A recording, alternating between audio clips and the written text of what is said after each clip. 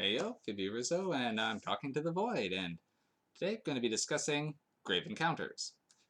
I hope I'm talking about the right movie, actually. Well, I am talking about Grave Encounters, but I'm not sure if this is the movie I was meaning to be reviewing. Now, I follow a lot of different horror recommendations, and one movie in particular kept coming up that had a generic sounding title and was a found footage movie about ghost chasers. Now, as found footage movies are everywhere, movies about ghost chasers are not uncommon. I've seen three or four of them myself, and a name like Grave Encounters is so generic that it's really hard to tell if this was what people were recommending or not. So I just couldn't remember if this was the movie that I was remembering. But regardless, I'm reviewing it, and I think it was because it was actually pretty good, especially since how hit or miss a lot of found footage can be. I will say Grave Encounters, very good. Now, the basic premise is, well, like every other found footage ghost chaser movie. Then a team goes into a haunted location, they can't get out, ghost stuff happens. It's very reminiscent to any other movie of this type, so the plot isn't really the strong point here. Um, there's several others that do sort of the same sort of setup. There's the South Korean movie Gongjam, Haunted Asylum. I think that's South Korean. Please don't correct me if I'm wrong. I'll look it up when I get around to reviewing that one at a later point. Otherwise, there's The Feed or The Gallows. There's plenty of other movies like this. But where this one stands out is mostly the performances and a lot of how they handle aspects of the haunting. Now, the movie came out in 2011, so it wasn't exactly the first one to get off the blocks on a lot of these, but they definitely have a lot of style. What they wanted to do is essentially, this is pretty much found footage following a ghost hunting team called the Grave Encounters. So it's pretty much like Ghost Adventures or any of those other shows like on the Sci-Fi Channel. So they go in and get locked into an abandoned mental home. Though as things go along for this one, you kind of get the impression that they're just sort of doing this to do this, and they don't actually believe too much in the supernatural.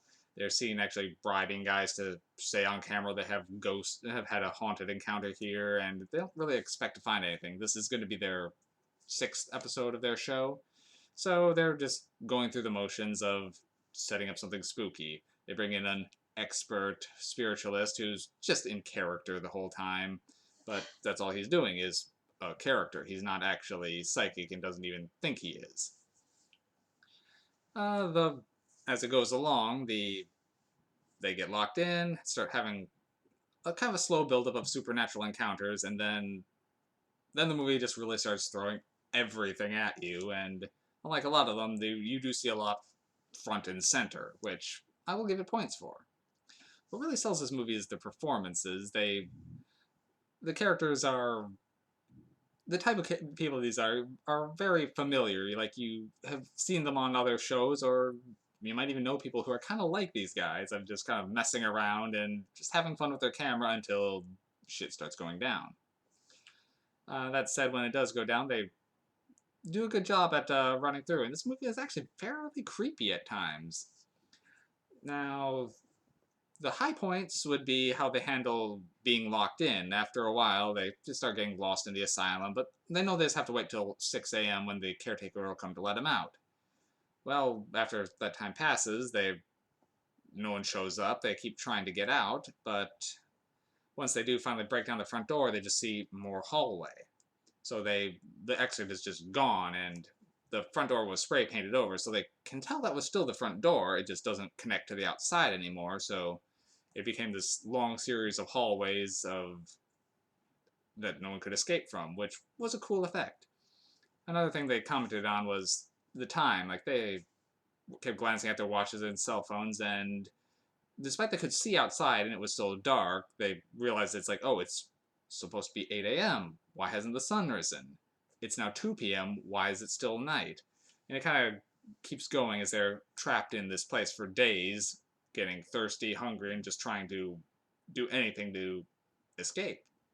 So that kind of led to some creepy scenes of them doing what they had to survive, and the performances really sold it well. Now, I will say this film's weak point would be in its CG, and as it does, like I said, start throwing everything at you, the CGI is right in your face, and it's not the greatest. This is a small independent movie, so it didn't really have the budget to go all out. Like, you can see, like, black shadowy hands extending from the ceiling, or you'll get to close to someone, their face will do the stereotypical ghost thing where it'll just elongate and, like, their eyes will go black. But it's not the most convincing of effects. I mean, there's only so scary you can go when it does that and just goes ooh at the camera. But the atmosphere more than makes up for some dodgy CG, and overall, I do highly recommend the film. I I have noted that it did get a sequel, which I can't see how it connects. It might just be an in-name only sequel, but I don't know if that's worth checking out or not. I'll get to it at some point if I have time, but right now, Grave Encounters, I'll give 2 thumbs up on this one. Yep, take care.